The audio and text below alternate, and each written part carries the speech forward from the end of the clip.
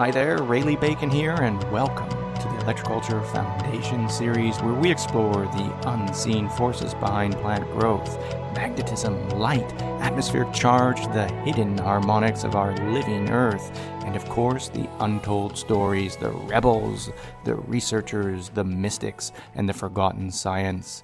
Today's episode is called What If Electroculture Isn't What We Think It Is? The hidden intelligence behind your plants, your garden, and perhaps even life itself that no one talks about. Finally, with episode 6, it is time that we pierce the veil and let the light shine through. Whoa. If you haven't seen the last episodes of the last Foundation series, I highly encourage that you do so. You can always go back and re-listen, get those foundations in. All right, so the truth is I'm doing my utmost best to create this content in series in which it builds upon itself, where the foundations eventually create something of substance. And it's not easy. In fact, today's episode is going to throw a curveball, one that I didn't anticipate, and in more ways than I can presently share. This is going to be hard for me, honestly, and I hope, it's my utmost hope, that by the time we finish this, there is a breakthrough like nothing else. And that's a huge responsibility to lay at my feet, but you know what? Oh boy, I'm going to try. So let's dive right in. What if light isn't just something we see, but something we are?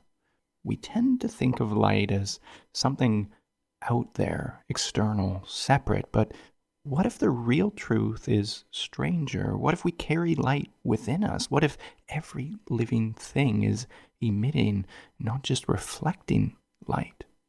Plants have always taught us this in quiet ways. We know that photosynthesis is foundational. They reach for the sun and respond to unseen forces like magnetotropism and electrotropism that we've so covered in the last episodes. But the deeper we look through the lenses of electroculture and emerging fields, such as what biophotons can provide, the more the line blurs between growth and, I dare say, consciousness, between biology and awareness. Now, I am going to get scientific in this episode. I tend to do a little bit of woo, but I think this one requires that you remove any barriers, anything that's restricting you from seeing the light that is shining through in more ways than one.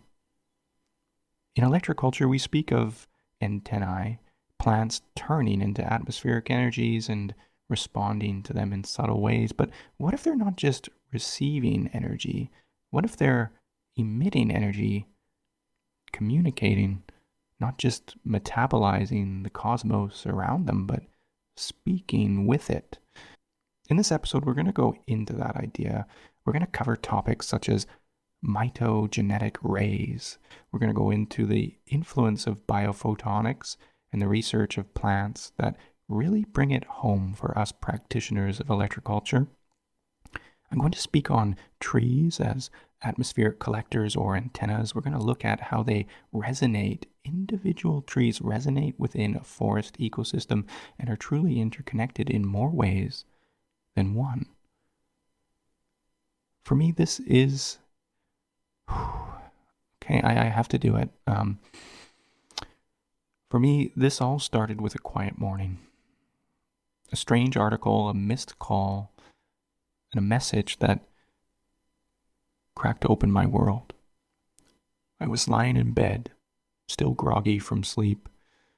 I've told myself countless times not to read my phone before rising, but in the darkness only one thing glowed, that blue artificial light, cold, familiar, so enticing yet so disturbing. I opened an article. We emit a visible light that vanishes when we die. The title struck me like a match in a cave, a sudden flare in the dark. I didn't know yet how precisely timed that light would be. It spoke of biophotons, tiny particles of light emitted by our bodies, too faint for the eye, but real, measurable by delicate scientific instruments. This light, they say, it glows brightly in youth and fades when we die. And just as I was reading those words, a message popped up. It was my brother, Ray. One word only. I looked at it, and there were some missed calls while I was sleeping. You see, I live here in central Italy. I'm originally from Canada, the West Coast, Vancouver Island. My brother lives in Toronto. We're many hours apart. And when I saw that he had tried to call me, this was unusual. I knew it straight away. And then he said, "Are you up?"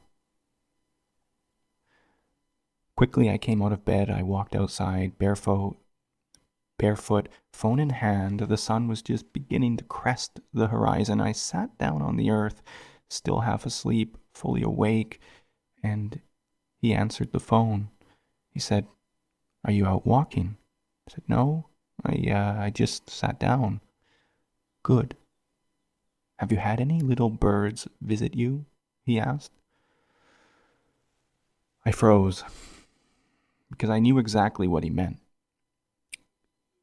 Before my mom died, she suffered greatly, trapped in her body for over a year, unable to move, in chronic pain. When she passed, I opened the door to our root cellar, and there within the cool darkness, a tiny bird flitted about in joy. It paused mid-air and looked directly at me. Still, fearless, present, as if it had been waiting. Then, like a signal released, it flew over my head like a bullet. Liberated.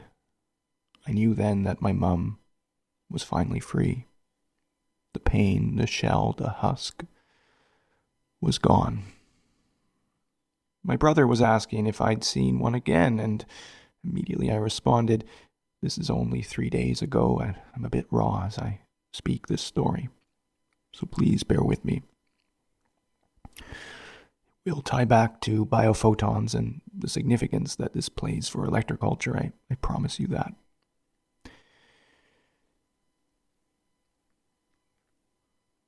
"Is everything okay with Dad?" I asked. Though I already knew. "No," he said. "He's dead." And that moment, it cracked open. I've heard that we're living in a time of quickening.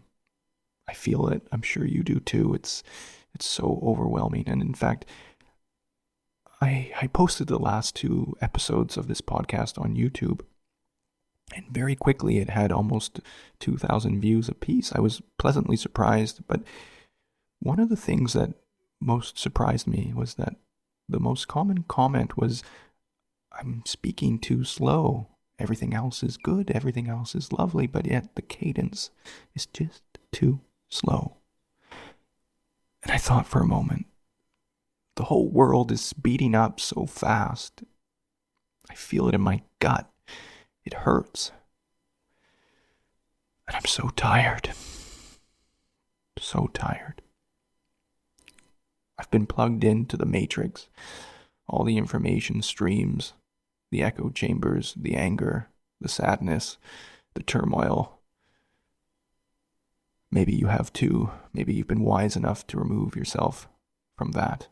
In my youth, I was very, very adamant never to watch television. I held that close, and I was proud throughout my teens and my 20s. And yet, I succumbed to the phone.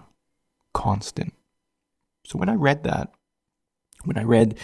"You need to speak faster," I realized I can't. I won't. It hurts. It's different. It's dissidence. It's not right.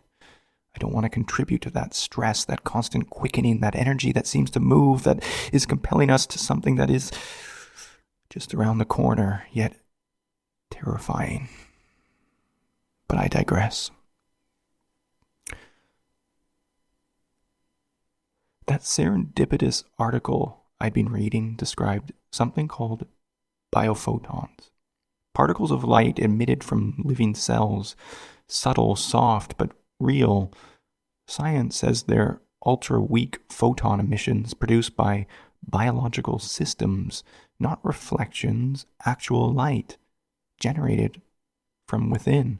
They flicker through our tissues, pulse from our skin, glow in moments of growth, stress, repair, and they disappear at death. Even plants do this. In one experiment, researchers wounded leaves and photographed them for 16 hours using sensitive imaging equipment. The results were stunning. The injured parts were significantly brighter than the uninjured parts of the leaves. Brighter, more luminous, more alive in their brokenness. More alive in their brokenness.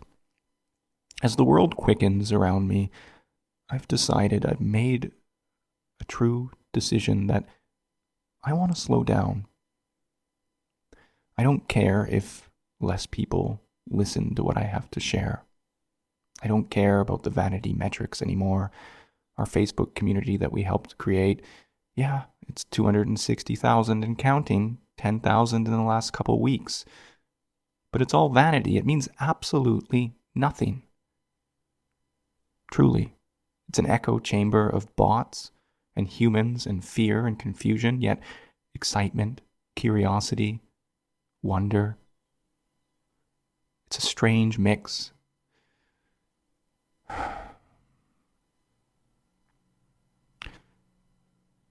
But that phrase, more alive in their brokenness,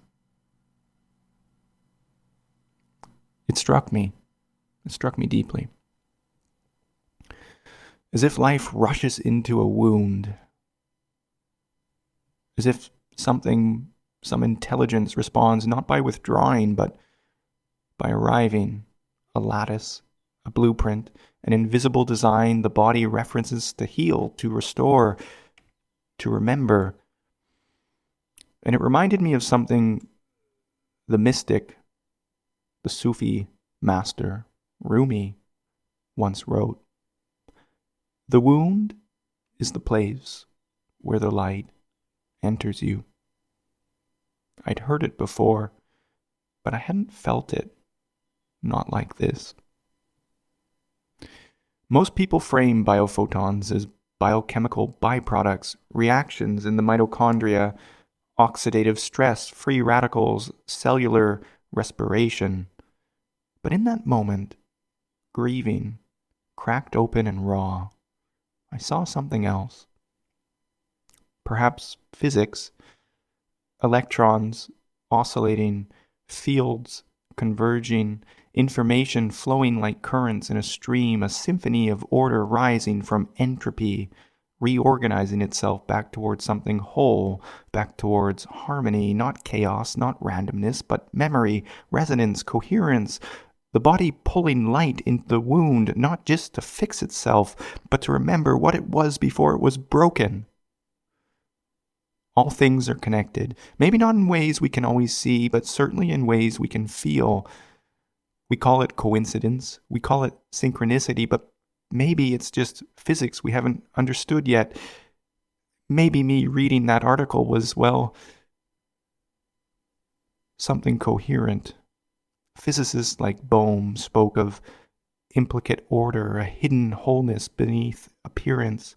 Maybe this light, the biophotons, is a ripple upon that field.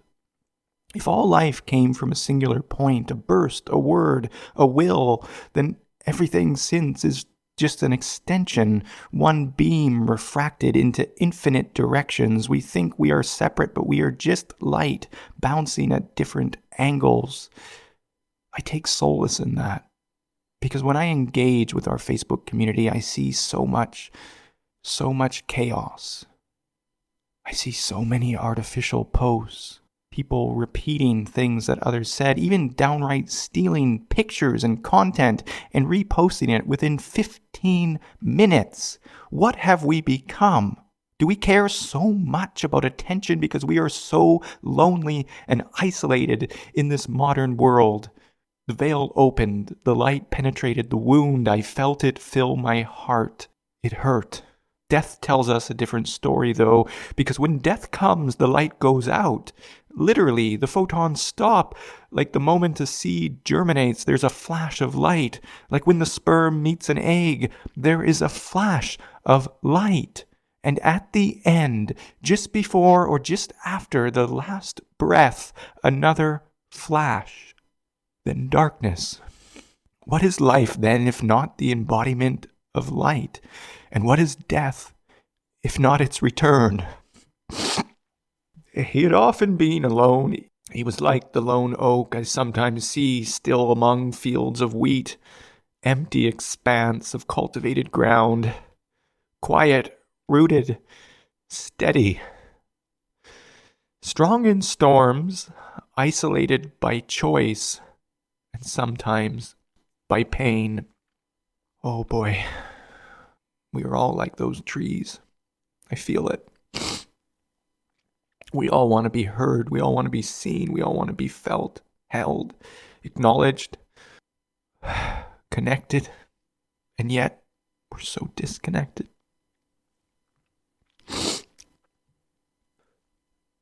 He passed without no one knowing a thing.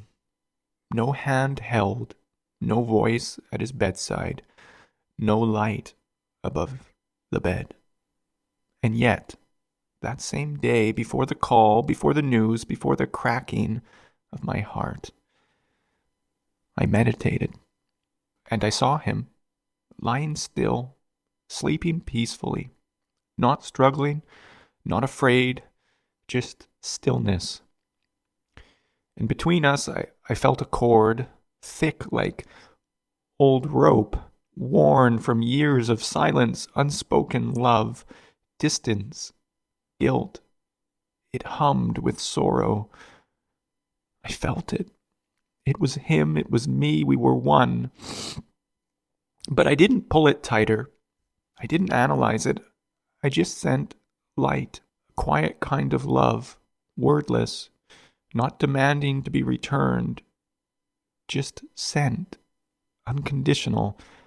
I wrapped it around him like a blanket, and I left that meditation in peace.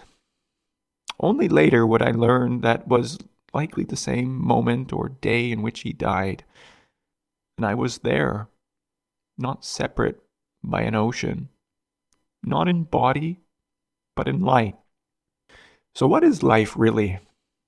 Is it breath, heartbeats, synapses firing, or is it the field between us, the invisible lattice, the memory light has of how to form us and how to return us? Because if we shine and that shine can be measured, then maybe, just maybe, love is not just emotional. Maybe it's electrical, maybe it moves through light, maybe it doesn't need proximity, maybe light doesn't either. Maybe connection lives in dimensions deeper than time. I repeat, the wound is the place where the light enters you. And I had a wound that morning. I still do. But I also have the light that rushed in through it. My father's passing wasn't just loss. It was a doorway, a reminder, a signal that the body is made of fields and light, that love travels faster than sound, that life doesn't end when it fades, it transforms, and maybe, just maybe, that fading light isn't vanishing at all. Maybe it's going home. Oh, I want to thank you for listening to that if you've stayed on. I promise you that this is going to lay a foundation. It's very synchronistic, not just for me, but for what I'm sharing. And we are going to get into the science. We're going to get into the practical, the blending of this mystical stuff, I swear. But I do want to say one last thing before we transition. If you feel loneliness, if you feel isolated, if you don't even acknowledge it, but you feel a sense of anger or resentment towards outside forces that are not in your control, then you too are disconnected, just like me. The wound is the place where the light enters you. Let it in. Let it break you open. Let the light find the wound. It's how the healing begins. Thank you. We need healing, more so than ever. We're not just working with plants in our gardens. Ultimately, what drew me to electroculture, what drew me to gardening even, was the feeling that I could connect to other life forms, that I could create more beauty, that I could create more elegance, that I could leave an impact that I could see, that I could feel, that I could touch.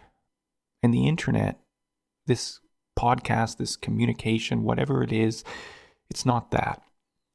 Although I'm trying, and I'm hopeful that something has struck a chord within you, and you can feel that darkness too. You can see that, and you can clear it, that you can release it, you can let it go, so that you can be an empowered father, mother, child, whomever, whatever role you want to take. And if electroculture is calling you, then shed the weight, because there's a lot of work to do. Are you ready? Golly. All right, let's do this.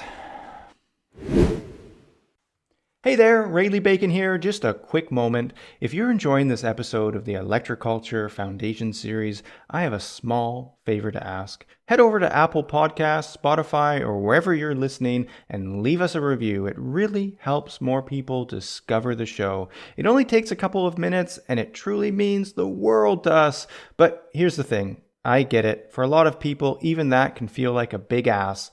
I feel like a big ask. So whether your review is good, bad, or neutral, if you take a screenshot and post it in our Facebook group, Electroculture Beginners to Advanced, making sure to tag myself, Rayleigh Bacon, or David Wexler, we'll gift you a 2-month trial subscription to become an Electroculture Foundation Insider.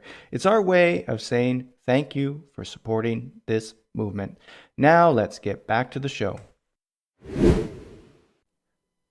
Before we can explore how trees act as resonant antennas, receiving and broadcasting information within an interconnected forest, likely being the conduit between heaven and earth, and what that means for electroculture when you're designing antennas and collectors and working with landscapes, gardens, and farms, we must first understand the foundational concept of biophotons.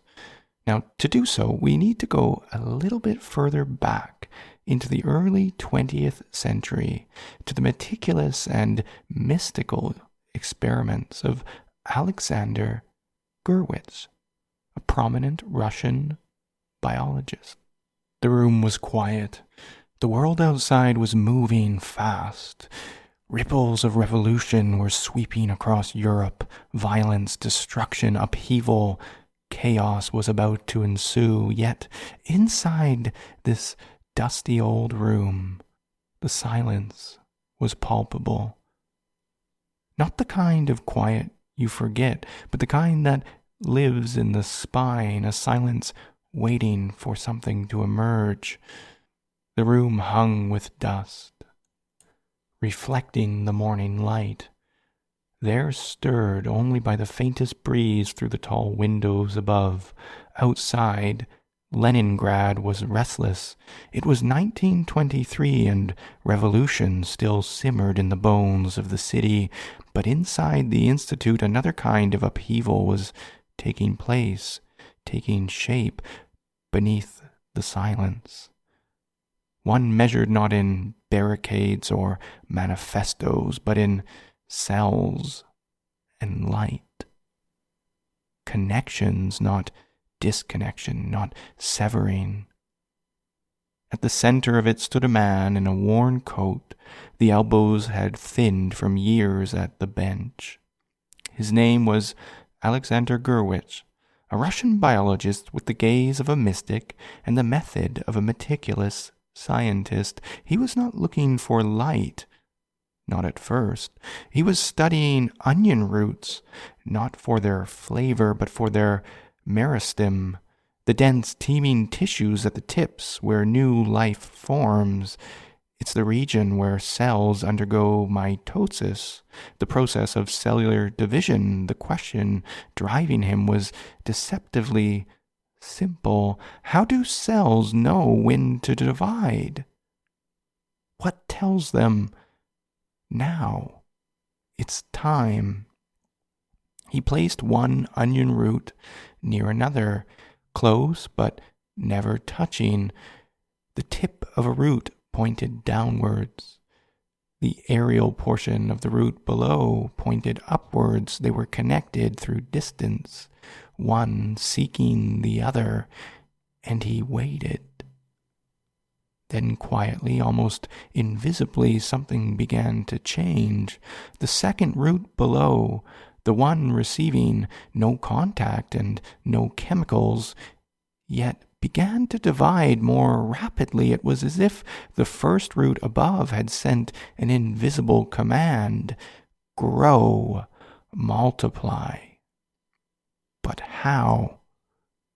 No material signal had passed between them, nothing explainable by the models of physiology at the time, unless the message was carried by something else, something subtle, something immaterial, perhaps.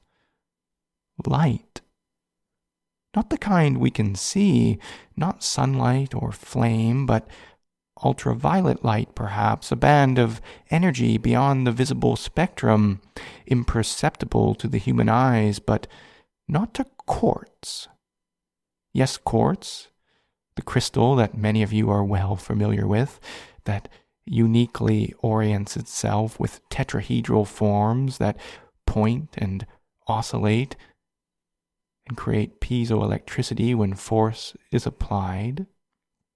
Curious, aside, but to test his suspicion, Gurwitz introduced a barrier between the roots. First, he used ordinary glass. The effect? It vanished. Then he tried quartz glass, which transmits ultraviolet light. The effect returned. The conclusion was astonishing. Some kind of ultraviolet radiation was being emitted by the living tissue itself, an invisible instructional light that could influence nearby cells to divide. He named it mitogenetic radiation. Mito for mitosis, that cellular division, growth, expansion. Genetic for generational. A light that not only revealed but informed. This wasn't reflected or ambient light. It was, so it seemed, emitted from within, a faint, ultra-weak radiance arising from living cells. Gurwitz's mitogenetic rays refer to a proposed form of ultra-weak, ultraviolet radiation emitted by living cells, which he believed could stimulate cell division in other tissues. Through controversial and difficult to replicate in his time, later research into what has now become known as biophotons has found that living organisms do emit low levels of coherent light, raising new questions about not just cellular communication, but perhaps, as Gurwitz discovered, interspecies communication. Now, I must say here that I think there's something more to this research than what is being promulgated online within forums, old blogs, and I originally came across Gurwitz's work from a book that maybe some of you have read called Pyramid Power by Patrick Flanagan. This is where I got the original inspiration. And the argument made is that living cells are emitting these light emissions through oscillations as electrons flow into tissues that are damaged or growing. The light is emitted, and that nearby life is influenced in measurable ways. I did an experiment once. I took small seedlings. You may know that I was a commercial farmer for over 10 years, growing microgreens, edible salads, baby salad mixes, and edible flowers. When I did that, I was putting about, sometimes 600 salad plants in the ground at minimum every week. That's a lot of little plants. All of them were started by seedlings that I grew in my greenhouse. And when I heard about the research of biophotons, I thought, what if then, if young, vital organisms, whether children or plants, emit more biophotons because as they grow, as their cells divide through this process that Gurwitch used, mitosis, to describe mitogenetic rays, if they emit more vitality, that's obvious. Do they influence nearby plants? That's pragmatic, practical. So I did what any curious, overburdened farmer would do when he has no time on his hands, began experimenting at the expense of his health. Oh dear. No regrets, just a discovery. What Gurwitch was proposing seemed true by my own direct experience. When I took baby salads and I planted them in proximity to other salads that were halfway to maturation, those salads would mature faster than other salads that were planted at the same time but not in proximity to the baby plants. This is profound for many reasons. As a gardener and farmer, I was always taught the need to weed meticulously between your plants to remove anything that grows, because it would compete. Darwin had entrenched his survival of the fittest into all things. It pervades every element of our society, even now. Yes, it's true that when a plant that is growing near your cultivated herbs or onions or whatever, once that weed reaches a certain level of maturity, if it's too close to your plants, well, it will indeed rob nutrients and water, interfere with that plant's ability to grow. Yet, when integrated, such as between the rows of crops, if you have weeds growing, covering the ground, it not only keeps it cool and moist, it increases the water holding capacity. It improves through capillary action the ability for adjacent plants to maintain moisture even in drought. It's beneficial. But does that mean that immature weeds that are germinating in the proximity of your cultivated plants are actually supporting their growth? It does. Within limits, of course. There comes a point where weeding becomes necessary if you want to increase your yields. But there is a lot of mythology that is blanketed in the realm of gardening and farming alike. And hopefully, if nothing else, the Electroculture Foundation series may reveal a new way of looking at nature. Because if you remember from earlier when I mentioned that when a seed germinates, a burst of light emerges as if from the vacuum, from nothing to something, and everything in the proximity of that seed benefits from the microorganisms in the soil that suddenly oscillate faster and begin to reproduce, ready to terraform the soil that surrounds the plant as it begins its growth from inertia. This is profound stuff, really. But let's move back to biophotons in the early research. For Gurwitch, this was more than an anomaly. It was a language, a conversation among cells spoken in photons of light. The guiding forces of biology may not only be chemical or mechanical, he wrote. They may be field-based, radiatory, organizational. What is electroculture if not integrating physics with chemistry and biology? And what is Gurwich's research but just that? Physics influencing life. If true, it meant that each living organism emitted a subtle radiance, not metaphorical but measurable, a kind of light body humming at the edge of perception. His ideas were ridiculed, as these things often are. Replication was inconsistent. The tools of the time were too crude. But decades later, his work would find echoes in fields like biophotonics, biofields, and even the controversial theories of Rupert Sheldrake, whose idea of morphogenetic fields likely originated from Gurwitch.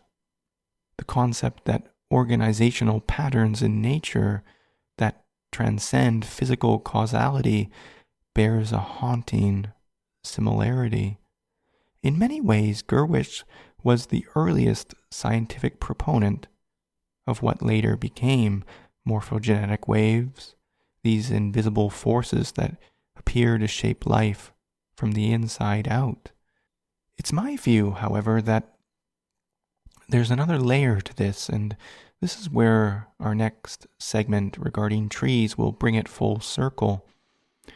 It's my view that the energy that is being transmitted through living things expressed as biophotons is not emitted from inside the cell because it is sourced within.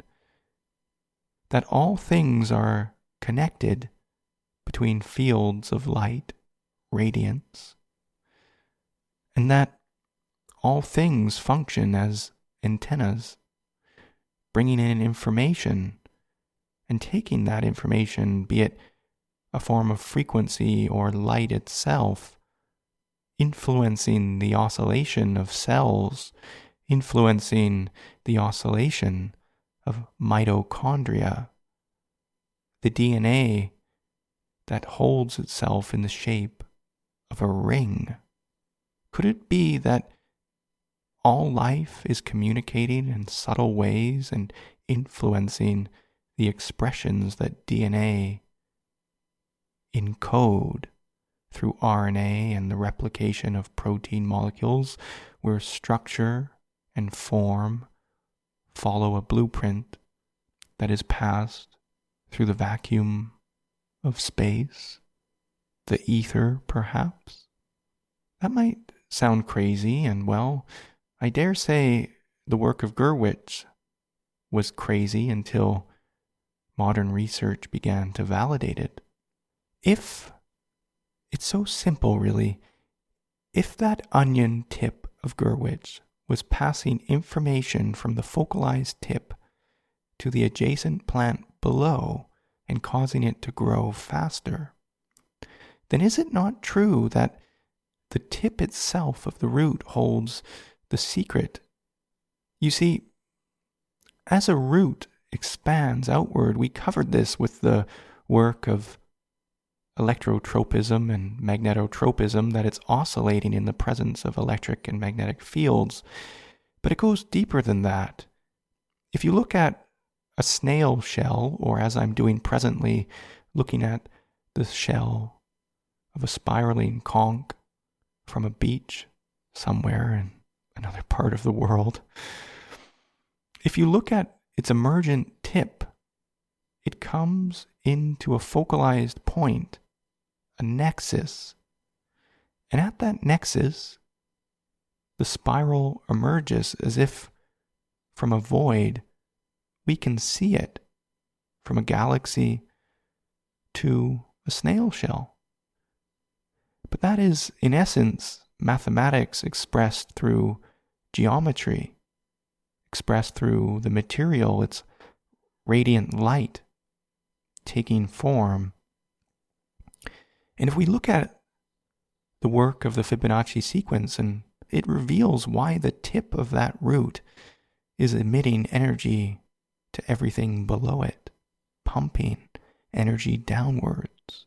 When that onion or carrot or whatever it may be is growing in the ground, it's pulling energy from the cosmos and pumping it downwards, oscillating it down into the soil, and that exchange is rhythmically bouncing back upwards and allowing the nutrients to flow.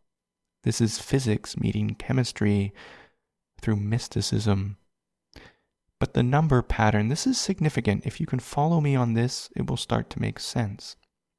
If 1 plus 1 becomes 2, and the preceding number 1 plus the present number 2 becomes 3, this is the Fibonacci sequence.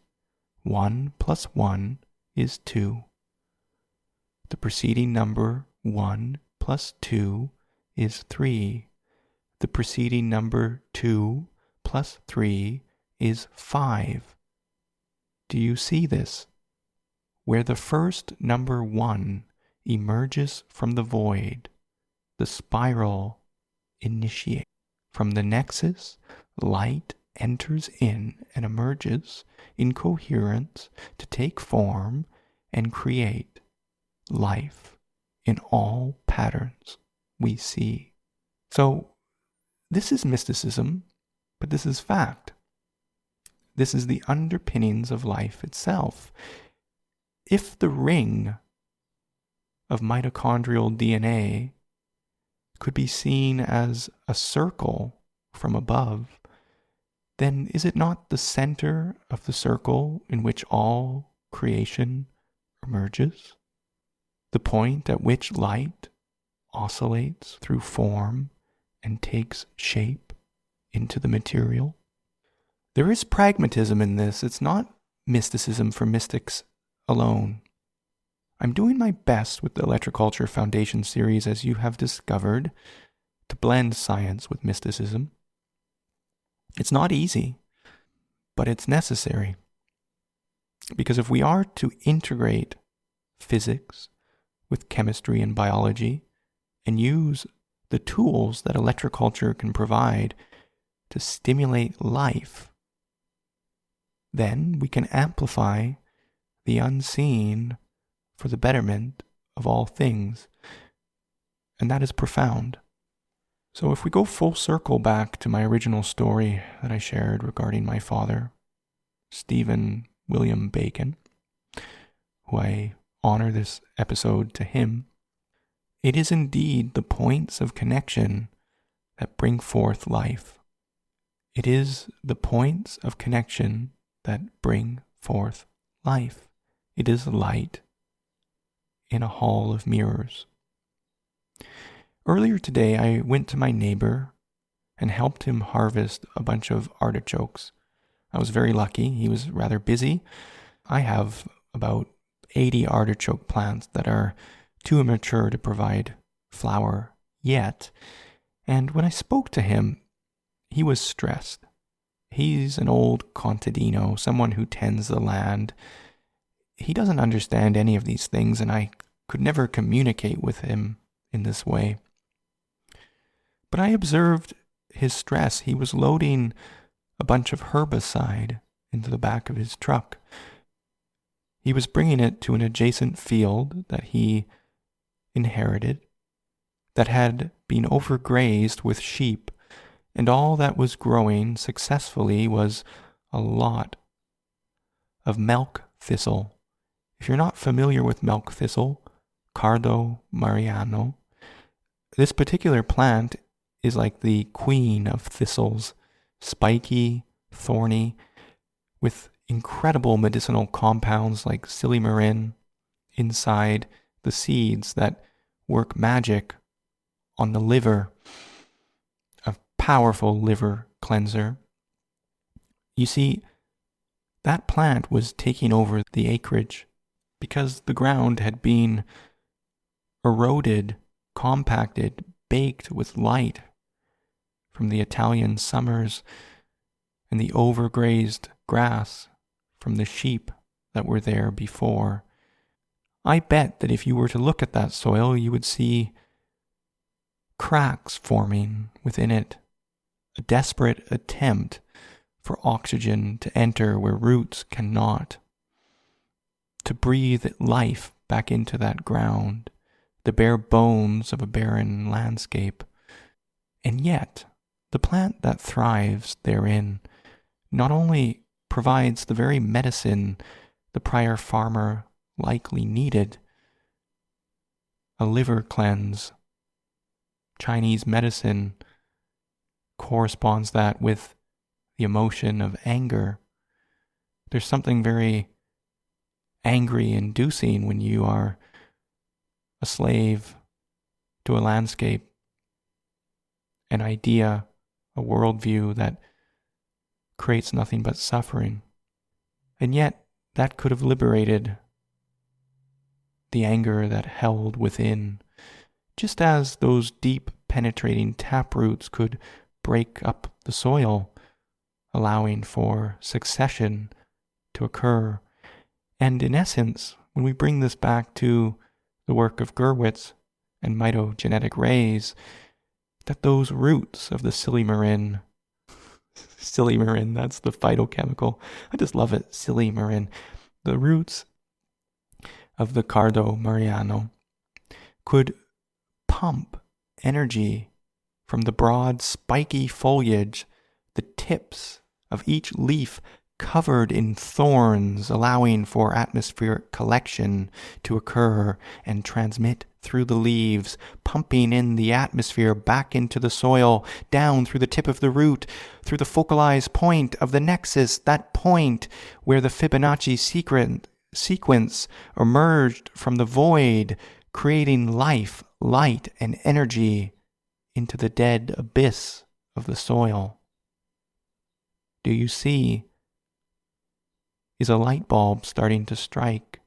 Here's another unique connection.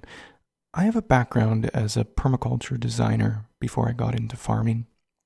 I built a spiral garden about 100 square meters, massive in size, before I even knew about electroculture, with the intention of bringing cosmic energy down into the earth.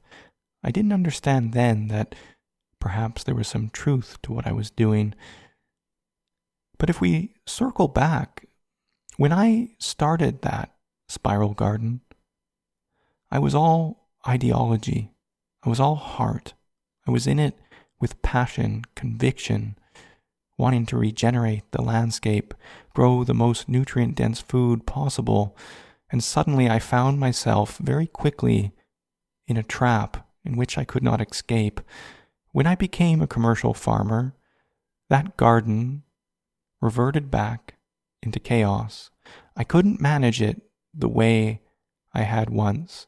It required too much human capital, too much physical labor, too much time, and unfortunately, in an economic model of farming, that was not a possibility when working 50 hours a week brought me just enough money to survive. During that period of time, I remember it well. I was angry at times. My liver, too, was stagnant. I saw the milk thistles growing in the pathways of compacted soil within that spiral as I left it in abandon. And at first, I will be honest, like my neighbor who wanted to broadcast herbicide, I didn't go that far, but I was angry at the thistle. Can you believe it? I knew nothing of its power. So much anger towards that thistle and all the thistles that came after. So much anger to my trappings, to my isolation, to my loneliness, my disconnection in which light could not flow, in which stagnant energy accumulated as heat inside my liver that I could feel radiating in my face. Chinese medicine tells it as it is. But did you know that from a permaculture perspective, thistles are bioaccumulators of iron? Their roots penetrate past the subsoil layers and are able to pump iron upwards and accumulate it in their leaves. That's strange when you think that the most iron accumulating organ in our body is our liver. Coincidence? Perhaps. You'll also remember from the last podcast episode when I spoke of the power of the oak tree to accumulate iron in its leaves and ability to live when it's struck by lightning. Now, I don't expect a Cardo Mariana to be struck by lightning, but if it's accumulating iron in its leaves and creating all these thorns that point upwards and accumulate water and dew upon the tips at morning, when the telluric currents of the earth seek to unite with the sun and an electric field is formed around the dew itself, electricity, electrostatic energy, and water, and iron, pumping the force unseen down into the soil. And I succumbed to anger. Oh boy, didn't know I had that in me. Now, we will speak about biophotons in more detail in future series. I didn't even touch on the current research and ideas around it. We need to pivot now to trees. And what a better opportunity, because if the milk thistle is accumulating iron in its leaves, pumping it up from the ground, and oak trees are doing the same, what could be more fitting? You may remember earlier when I spoke about the metaphor of my dad, when I said he was like the oak tree I see in an expanse of wheat, alone, isolated. Many of us are very much the same. I remember many years ago before COVID, the Surgeon General of the United States at the time, the individual spokesperson on public health issues, was asked a very simple question. Why do we have an epidemic of obesity, diabetes, and heart disease? And the person paused for a moment and responded very simply. We have an epidemic not of heart disease or diabetes, nor obesity. We have an epidemic of loneliness. Oh golly, it must be because my dad died. I feel really emotional. An epidemic of loneliness. It takes many forms. My dad was diabetic.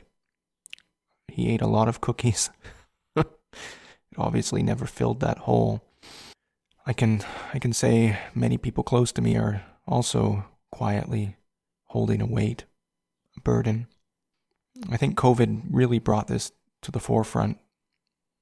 And it's my view that if we don't deal with it head on, acknowledge it for what it is and the various forms it takes, I do believe that it will be the death of liberal democracy and the Western order.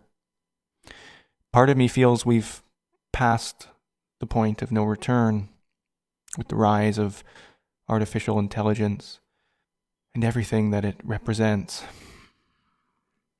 But one must have hope, so let's bring it back to the power of trees.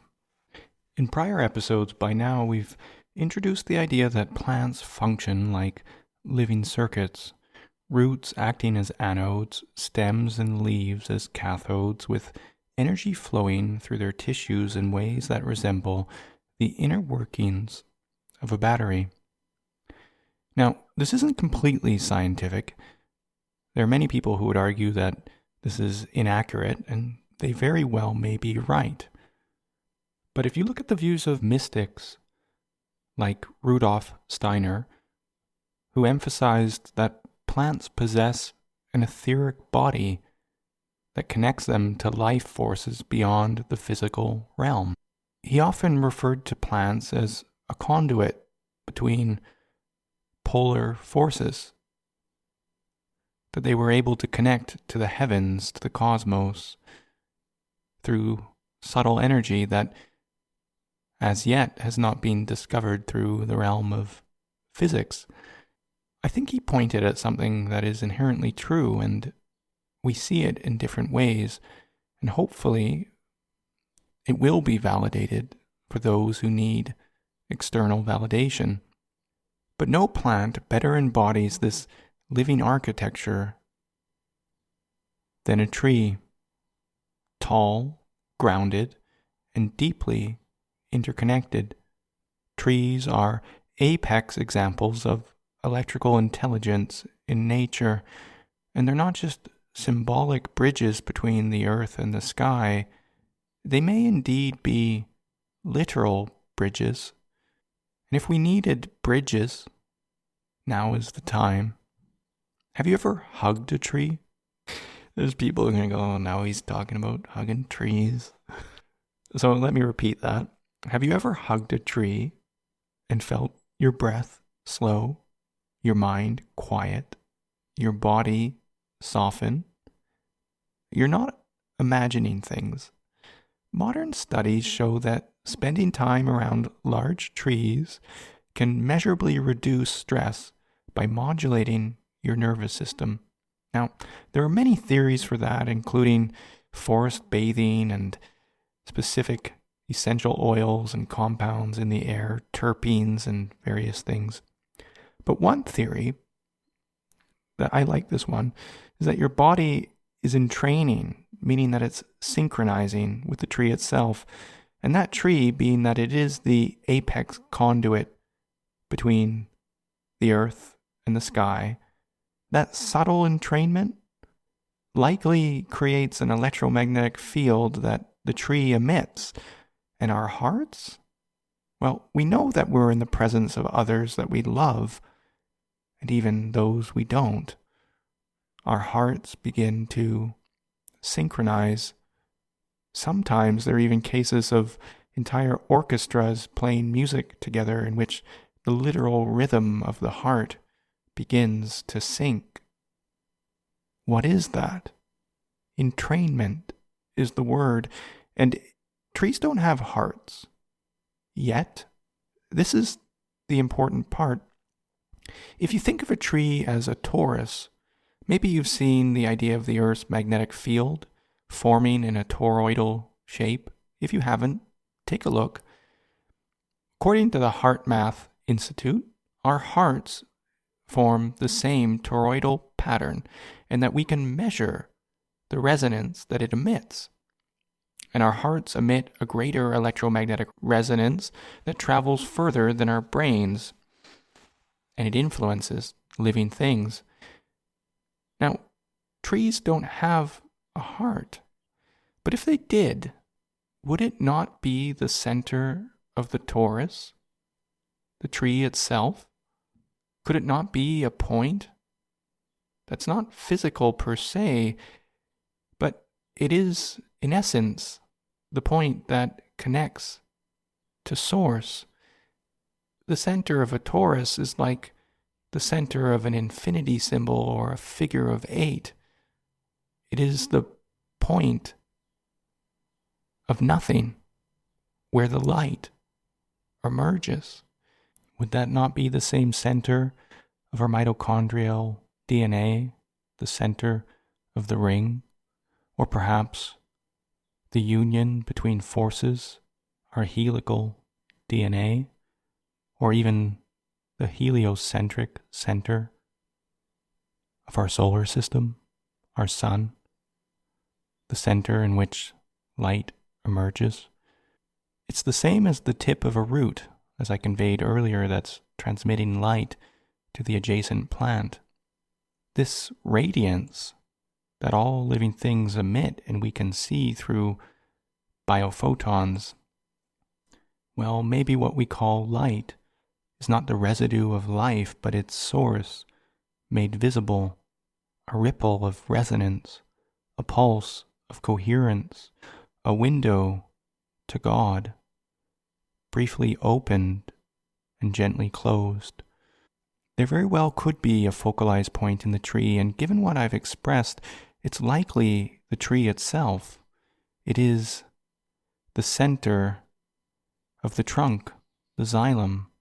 If you've ever cut a tree down that was pithy, such as sambuco, you would find a hollow trunk, dripping with moisture, and it just so happens that the trees that grow in the most moist environments happen to be the tree species that have evolved to have hollow trunks, pumping energy upwards, raising water from the ground to the sky. But I digress. Does a tree have a heart? We often think of our hearts as pumping blood, oxygen, nutrients to our tissues, yet the truth is it's far more elegant than that. Every capillary in the network of our circulatory system rhythmically contracts with the pulsation of our heart. It's as if every cell is oscillating in sync, entrainment. And it is that connection of our cells in union that allow us to live. Is it not pulsing through radiant light? If a tree has a heart, where would it be? Could it be the center of the nexus? Electrophysiological research has shown that voltage increases as you move higher up a tree. From root to canopy, there can be differences of several hundred millivolts. In essence, trees exhibit a vertical electrical gradient, very similar to what we measure when we install electroculture antennas in our garden soil. But unlike metal rods or copper spirals, this charge isn't passive. It's alive. It's doing work. The electrical potential difference within trees appears to actively assist in the upward movement of sap, structured water, lymph. This challenges long-standing assumptions in plant physiology, much like my argument regarding the heart not being the central pump, but the emitter of coherence amongst all cells that are synchronized. Traditional models rely on capillary action. Do you see the word capillary action? Let me define that, given the context of plants and our heart. Capillary action is literally defined as the movement of water within the spaces of a porous material due to the forces of adhesion, cohesion, and surface tension. Let's simplify that briefly. Now, this argument implies that capillary action is a liquid, such as water, that's flowing through a narrow space without any external force, such as gravity, i.e., the liquid's movement is aided by intermolecular forces present between the liquid itself and the solid surface, water, and the matrix that it's in. But what is the force between water and a surface, if not electricity? As we discussed before with magnetized water, structured water, the ability for it to coherently form and transmit information. Would it not be that very charge in living things is being generated through the coherence of that organism? Such as our hearts pumping nutrient to the peripheries of our body, or a tree pumping its lymph to the most upward leaves furthest away from the source of the moisture itself, but defying it completely, given that the tree is not pumping fluid within a vacuum devoid of any external force, physics should tell us that those forces alone, such as capillary action and transpiration, shouldn't be able to lift water hundreds of feet into the air, especially in massive redwoods. This is where we enter into bioelectricity.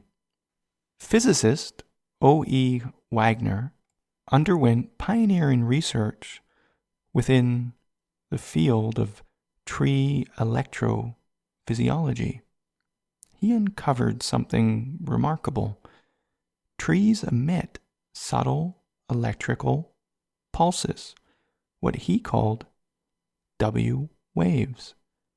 They did this most often in response to an injury or a form of stress. Does that sound familiar? When earlier we spoke about the ability of injured plant leaves to begin funneling electrons into the point of injury in which light began to emit, hence biophotons. The part that's strange is what Wagner observed was that these waves that I repeat he called W waves, named after himself no less, can trigger detectable responses in neighboring trees, suggesting a kind of electrical communication network between individual trees with each other.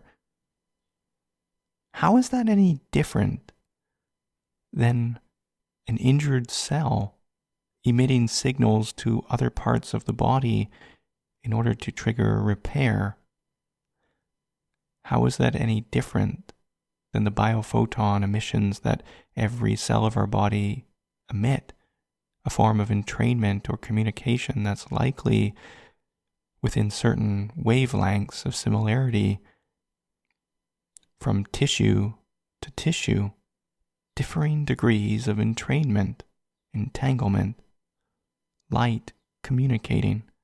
In this view, trees don't merely conduct charge, they generate, respond to, and transmit it.